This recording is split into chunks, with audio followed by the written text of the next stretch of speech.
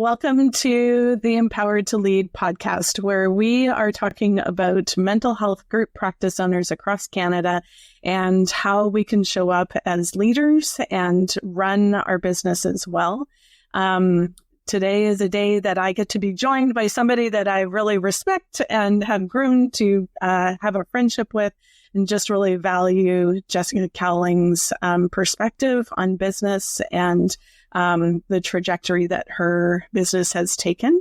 When we met, it feels like so long ago, but through another coach, right? I think like 7, 8, 9 years ago, I think. That's crazy. Yeah. Laura Long was the coach, and she has since done other things, but just kind of stayed connected since then. I'm so excited to have you here. Thank you for taking time out of your day to join me. Maybe just introduce yourself before we dig into some questions. Where are you located? Tell us a little bit about your group practice. Okay. So my name is Jessica Cowling. I am a registered social worker. And my practice is in London, Ontario. And I have been in practice almost 10 years. Okay. And I've had my group practice coming up on 6 years. Is that right? 2019. Yeah. Yeah, 6 years.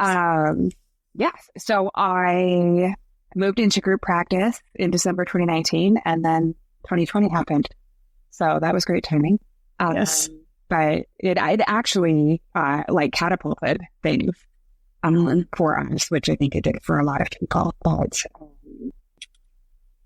so we don't have one particular niche, although we sort of are family centered this. And so we do see individuals, couples, teens, and then we have some specialties in perinatal mental health.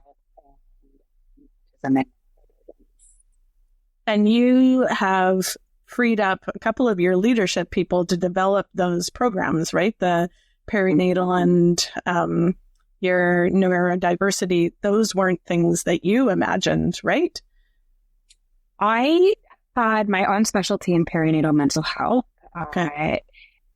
when I was seeing clients, but in terms of building out a program, that is something that I do on my own. And the neurodivergent program was somebody else's passion project, which has just become an incredible service that we get to provide to people. Yeah. Was that scary to let somebody else kind of take the reins and create that? Or was that freeing for you as a leader? That was not part of our questions. That's just like my curiosity. I like my question, though. I love this question. I love to... So one of my goals as a business owner, having people work here, is that they get to have their dream job. And not that they get whatever they want and I'm bent over backwards to make everybody happy, but it's really important to me that people can be an awesome therapist and bring other parts of themselves to the work to develop their careers while they work here. So sometimes that means they leave, which is very simple. But also, I love that we get to be a stepping stone on the way for people. And so, to answer your question, it was exciting. I don't think I was afraid. I was just like, sure, let's try it. And it was a very low stakes thing in the beginning. Like, it was easy to say yes to. We started on like a microscopic scale, and it went great. So then we built on it. It is weird when people are like, oh, tell me more about that. And I'm like, I don't know. I am not intimately involved in that, and that's quite fine. Pay someone to know that stuff. Yeah. And that feels weird, but it's also great because, like, you don't know everything. And so I have people in the seats they need to be in so that they know what's going on in their particular part. So a question that's forming in my mind, when you were saying you started your group practice 6 years ago, I realized you were part of my trial of Ambition Alliance and getting a group practice started. So tell me a little bit about like who you thought you were as a leader back then, 6 years ago, and now. How has your vision or your understanding of yourself as a leader taken shape over that time of, I've got a private practice, I'm starting a group practice, I have this vision, and to who you are now? Oh, great question. So I don't think I would have considered myself a leader back then. I don't know when I would have labeled it, but leader that word would have made me like cringe and curl in on myself and be like, ooh. And now that is very much how I see myself. And I've been practicing identifying my role as CEO. And like, even saying that just now makes me feel like the way that I used to with the word leader. Yes. Right. But that's literally my job now. And so now leadership it's a lot like parenting. Yes. Yeah. But it's also, I was thinking about this, like, how do I define leadership or my leadership style? I think what I hope is to call people up to do their best work and to coach and develop people. Okay. That's at least where I see myself heading. Okay.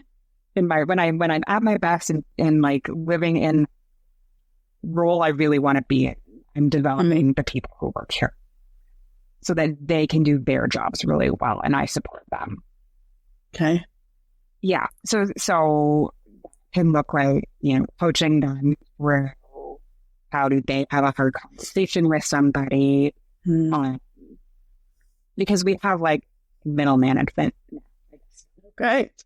You have a business, not just a small business. We have a whole corporation. And I never thought I would get to this. I secretly wanted it to, but I was like afraid. Yeah. So to name that out loud. Well, I'm sure you and I have talked about this at some point where I was like afraid of losing people. Yes. So I didn't want middle management because I wanted to like know who works here. Well, I don't actually know everyone who works here, and they don't know me necessarily. Or sometimes they'll be like, "Oh, you're that Jessica." I'm like, "Yeah, the one who owns this." I remember we had a volunteer, so on a smaller scale of what you're talking about, but I met her and she's like, "Oh, it's so nice to meet you." I'm like, that is just such a weird concept that you have been here for a few months and we haven't even met yet. So even for someone to say, "Oh, you're that Jessica." Yeah. One of them said, "Oh, what do you do at Innerworks?" Like, I own it.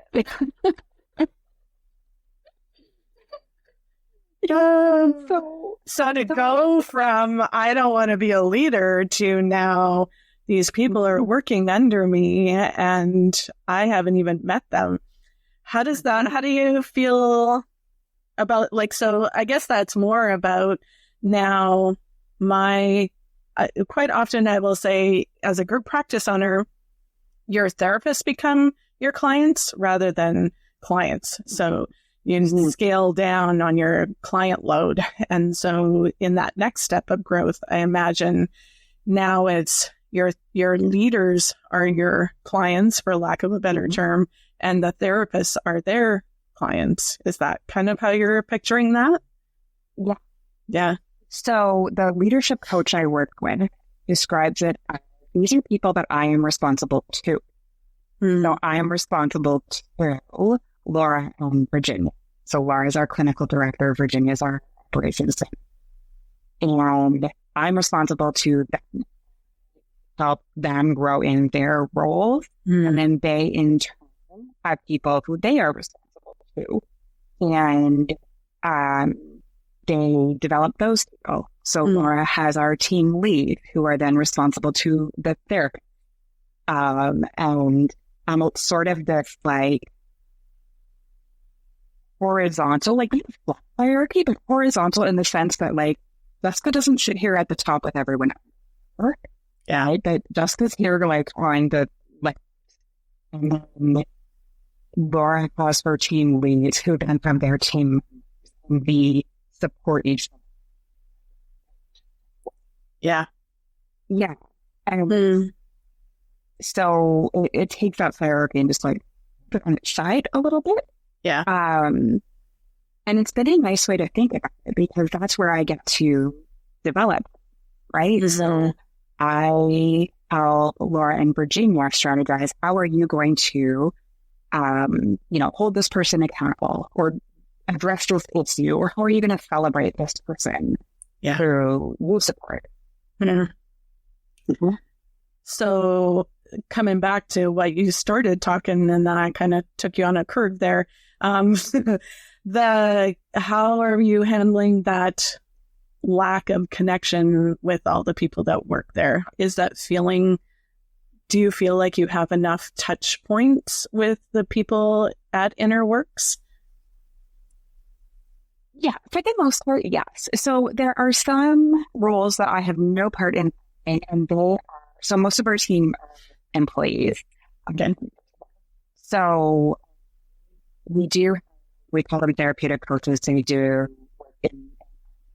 in our nerd program. They are independent contractors, and those folks are the ones that generally don't meet them unless they come to a team, which they're, when we have a social night, and that's where the person was like, "Who are you?" and so it was wonderful. Then I got to meet them. So we have team events quarterly. We have our monthly team meetings. This is another thing that came leadership coaching doing. I send a weekly email called "The Win, the Challenge, and the Question." And I just started doing this. It's been fascinating to see the responses. Where I get to see a little bit more what's going on with people, and they get to feel a little more connected to me too, because I can't meet with them all the time. Yeah, it's not realistic. But they have their person. I'm not their person. I'm the person for what I'm bringing. The therapists have their person who's there too. I think that's one of the hesitations that I hear group practice owners express is like, well, I've built this team, we've built this culture, and so now if I grow and I step out of being that person, then everybody's going to leave, or I'm going to lose like my sense of fulfillment or connection with my team.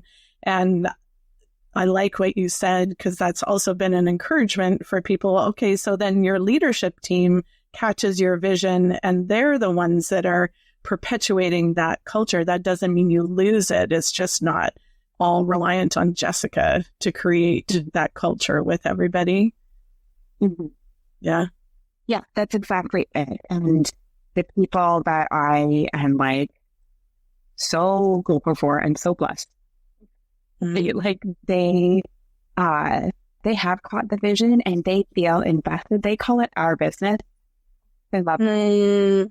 They don't own it, I do, but they feel a sense of ownership. And it blows my mind that I get to have people. And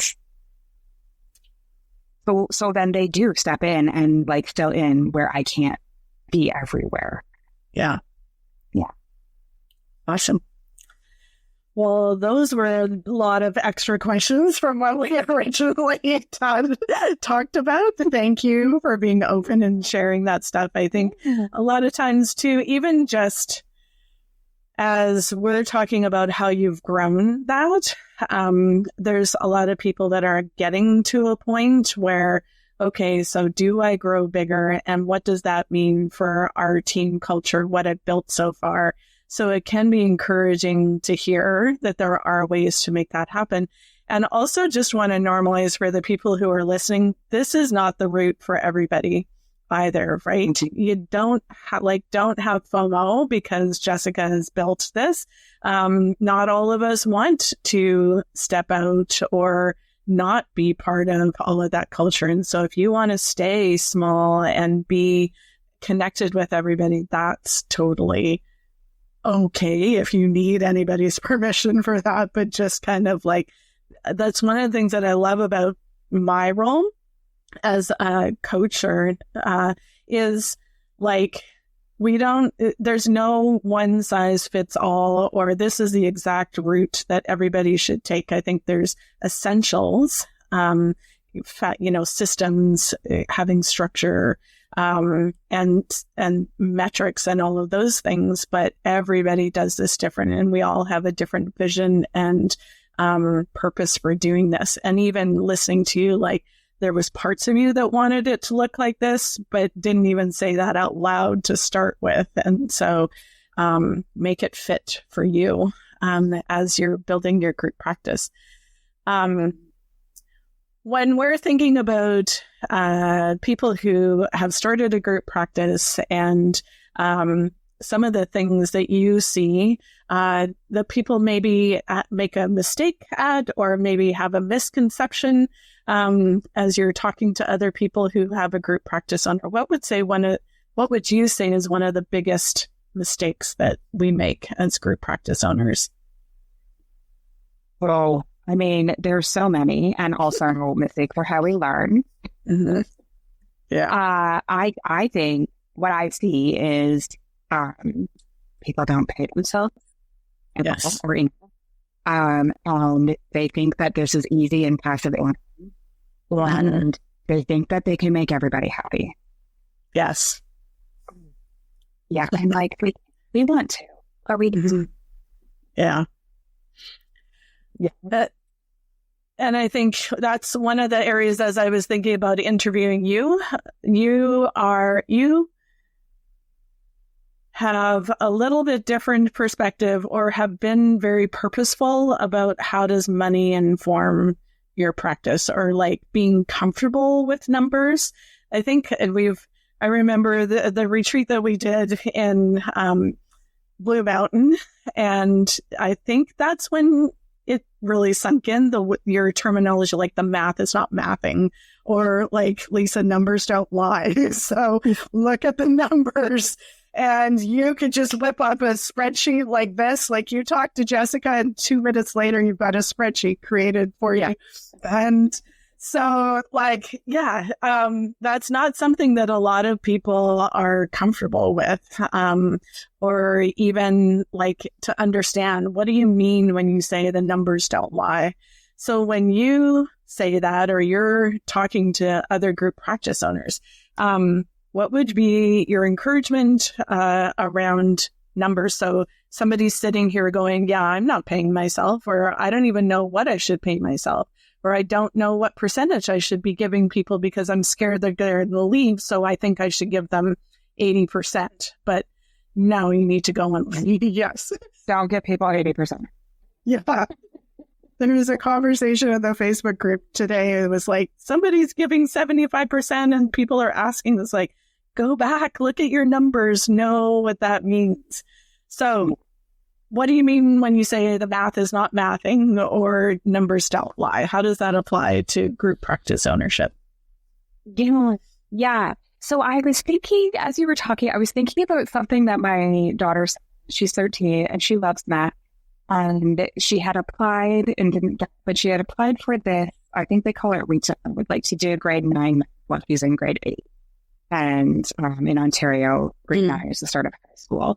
And so she had to fill out this thing and to say why she wanted this. And she said, I like math. It's predictable. 2 and 2 always equals 4. Yeah. And so first of all, we're all adorable. Yes. They're saying it in math. And then is a math teacher, and he would agree. Like, math is math. You can. I know math can be scary, and like girls are socialized around math and our abilities, which is not true. And so we can get really scared of numbers and think I'm bad at math. And math doesn't care how you feel. The numbers don't. Yes. The numbers don't lie, and they don't care about how you feel. It's just, and so if we can detach our emotions as best we can from numbers, we will be able to make much more objective decisions for our business. So it's not easy to separate our emotional response to it. And I still get that. And so like feel the feels, right? Yeah. And then go, these numbers are and so they are giving me a picture of what is happening here in the business, right? So all of these numbers will always equal 100%. Yes. You will never be able to owe 80% to current factors when your operating expenses cost you 30% of revenue. You are going to, and that's where the math isn't comes in. You're in a deficit. And so when we can look at it that way, it's just, this is just numbers. They're not going to get us. They're here to give us information so that we can confidently or a little confidently make decisions that we need to move this thing forward. The other piece that's really important to me around numbers and finances is, and I guess it comes back to leadership too, is how I see my role. And part of how I see my role is as a steward of the company finances. Right? And I was talking with my husband about this the other day. Well, I'm still with salaried employees. Heavy responsibility. There are 28 families that rely on the decisions that I make. Yeah. And that gets me a little cold. And that's not including my family. So 29. So we can't just like, well, I'll make everyone happy and I'll give people what they want, because if we're trying to get 110% out of something that will only ever equal 100, someone is losing. And usually that's you. So it's you. Yeah. I'm like, why are we doing this? You have to. Yeah, I like that. I think also what happens when you know those numbers, you can make decisions about your business with facts that aren't always necessarily about numbers, right? But there's something about, okay, I know what we're doing financially. I know how we're spending this. And so when I look and see how many sessions we have, some of that relates back to math, but also how full is somebody? I know that our business needs this. And so I'm either going to let that person go because they're not meeting what we need, or I'm going to hire somebody else. It informs like so many things that maybe don't always translate back to that's because I know my numbers. But yeah, and I think there's so many insecurities around numbers that once you get confident with that, that just also emanates into other areas of, okay, I own a business. I am a CEO, like we were talking, like I'm a leader. And part of that is I have confidence in that math. Hey? Yeah. And I think, the other, when you asked about maybe mistakes that people make putting into this, is that our team members will understand. And they will understand all the costs that go into this. They'll understand why we're doing what we're doing. They'll appreciate the sacrifices that were made. And like, I really saw I've heard you say this dozens of times too. Like, they don't. No, they won't. No. And we just have to have big shoulders and know that like people won't know until they go off and try it themselves. And so I try and share information with my team. I don't share actual numbers, but I do share percentages. Also, like, okay, this is the percentage of all the revenue that goes into payroll. That is, I don't know the number off the top of my head, but it's something like, including me, it's like I think 80% of all the revenue goes back into everybody's pocket. Okay. And that includes people who work here who don't generate revenue as part of their jobs. Yeah. And then there's the percentage that I'll pay for taxes. And then there's the percentage that it costs to keep this place fresh. And then I'll break them down too. And I'll say, like, you know, overhead is this percentage. Or pieces like professional development that I pay for all of you people. Like, but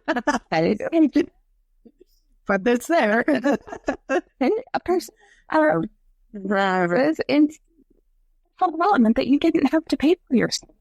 Yes. Right? And so when people are like feeling grouchy about like, well, how come I only get food back? Well, it costs money to run a business. Yes. And people who work in solo companies don't keep 100% of the revenue they generate either. Yeah.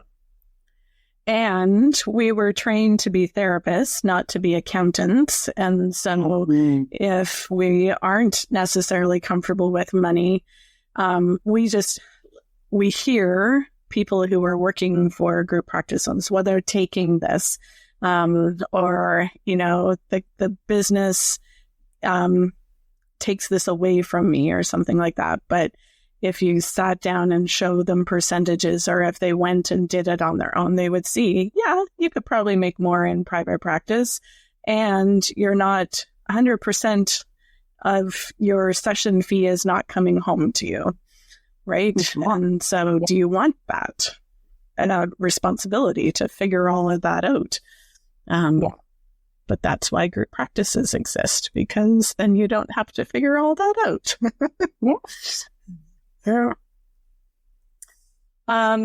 What is one thing that you wish more group practice owners knew or understood earlier in their journey?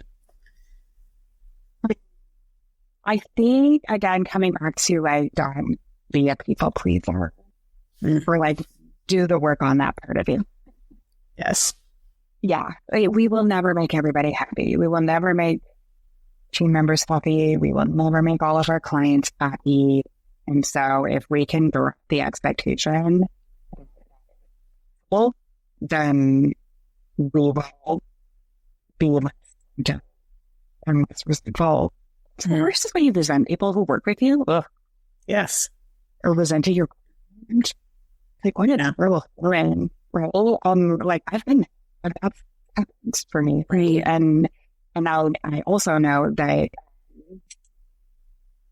it's because of my own doing, right? Like I have allowed that to happen. I've, you know, compromised on the fee or compromised on something and resenting. So, now that we're talking about it. Again, the therapy for Jessica.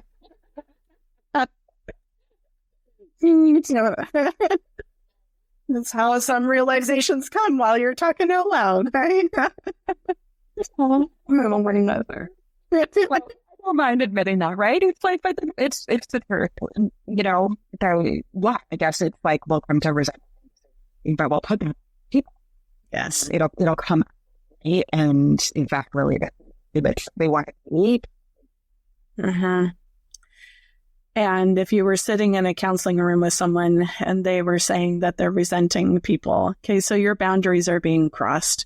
And what are those boundaries? You can't keep running a group practice if you're feeling like everybody's taking advantage of you, or they're taking home more money than you are, all of those things, right? So sitting down and going, how am I bending over backwards to make sure these other people are happy while I am miserable?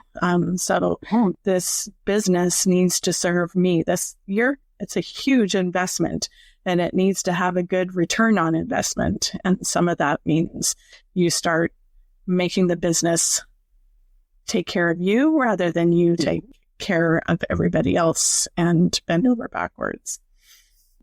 Yeah. And I know that all of our like female socialization is going to come in and be like, well, that's really selfish. Yes. Right. But here's the thing that I have learned in the 6 years of doing this, which like in the grand scheme of things is not that long, but like knocked on my back friend is all right. That if I don't take care of myself and have the business take care of me, like I'm getting sick. I'm like had to dramatically disappear from the business and my clients because I was so burnt out. I'm going to end up in the hospital if I don't make a change right now. It's a shock for everybody. Yeah. Right. So the more that I can ensure that I am taking good care of myself, seem like we would tell our clients who are parents, you can't be the parent you want to be if you're neglecting your own needs. So if I have a company that is, causing me to resent people and myself, as it turns out, I'm, working more than anybody else and I feel stressed and anxious all the time, it's not good for anybody. It will come out and it will make bad decisions. I've made bad decisions as a result. So I owe it to the people that I'm responsible to be good.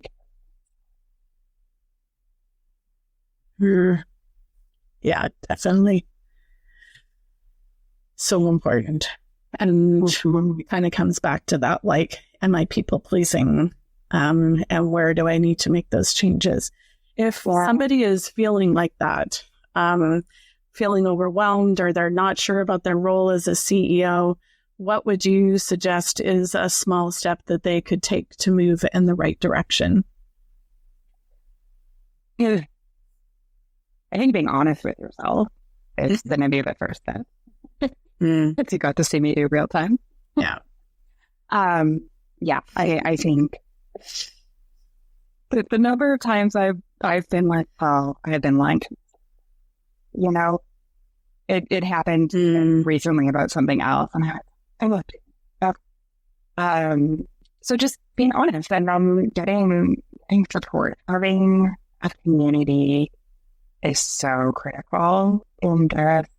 And I mean, just like from way back in the very beginning, Lisa, when we first met, was part of what you made space for and what we have become for each other and other people, right? Is just like having someone else as a sounding board, having somebody to like call us on our own BS.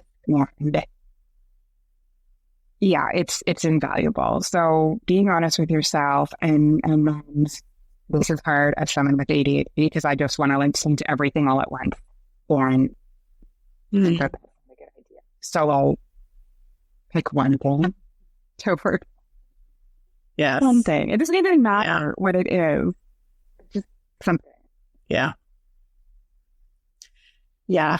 I think one of the things that I hear so often is that it feels lonely as a group practice owner. And so if you are feeling lonely and overwhelmed and like everybody else is taking from you, you're not going to lead well. Your business isn't going to thrive. You're not going to thrive. So I'm going to put a little plug in there for Group Practice Connection, which is one of the biggest reasons why I started all of this stuff, but especially Group Practice Connection, just to know that there's a group of people out there who get it, who know some of the challenges and the celebrations that you have, and even just to have people to vent to.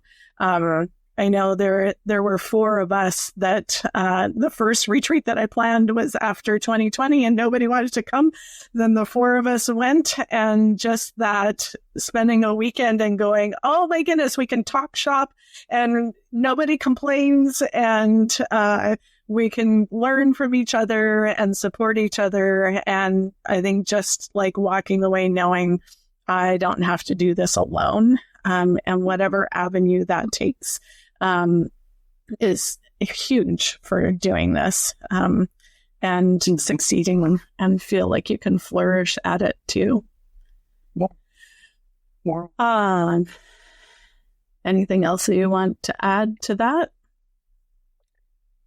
Oh, it's just, yeah, it's so important.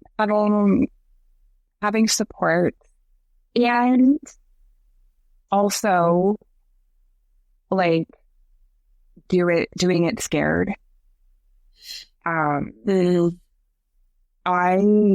When I feel insecure, I crowdsource a lot for information and suggestions. And in the end, usually end up doing the thing that I thought I probably should anyway. And so while it can be helpful to like get feedback from people, to me, when I reflect on it, it's that like I don't feel confident in myself in making a good decision. And so maybe if I ask 100 people, someone will have the answer. And it's not a thing. So that, Yeah. Like, yes, lean into the support and also start to like find your people who will help you trust yourself.